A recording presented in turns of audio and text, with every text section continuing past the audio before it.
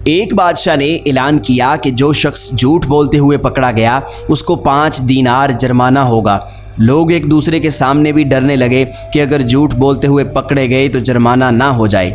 ادھر بادشاہ اور وزیر بیس بدل کر شہر میں گھومنے لگے۔ جب تھک گئے تو آرام کرنے کی غرض سے ایک تاجر کے پاس ٹھہرے۔ اس نے دونوں کو چائے پلائی۔ بادشاہ نے تاجر سے پوچھا تمہاری عمر کتنی ہے؟ تاجر نے کہا 20 سال۔ تمہارے پاس دولت کتنی ہے؟ تاجر نے کہا 70,000 دینار۔ بادشاہ نے پوچھا تمہارے بچے کتنے ہیں؟ تاجر نے جواب دیا 1۔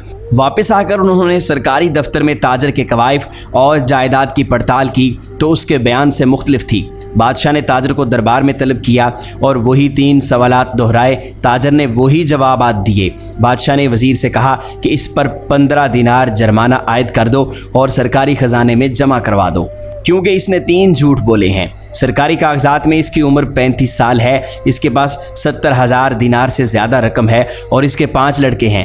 تاجر نے کہا زندگی کے 20 سال ہی نیکی اور ایمانداری سے گزرے ہیں، اسی کو میں اپنی عمر سمجھتا ہوں، اور زندگی میں 70,000 دینار میں نے ایک مسجد کی تعمیر میں خرچ کیے ہیں، اس کو میں اپنی دولت سمجھتا ہوں، اور 4 بچے نالائق اور بد اخلاق ہیں، ایک بچہ اچھا ہے، اسی کو میں اپنا بچہ سمجھتا ہوں۔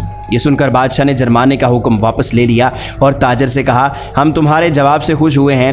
وقت وہی شمار کرنے کے لائق ہے جو نیک کاموں میں گزر جائے، دولت وہی قابل اعتبار ہے جو راہ خدا میں خرچ ہو، اور اولاد وہی ہے جس کی عادتیں نیک ہوں۔ محترم ناظرین، ہماری یہ موٹیویشنل سٹوری آپ کو کیسی لگی؟ کمنٹ سیکشن میں اپنی رائے ضرور دیجیے، اور اگر آپ کو ہماری ویڈیوز اچھی لگتی ہیں تو ان کو شیئر ضرور کیجیے۔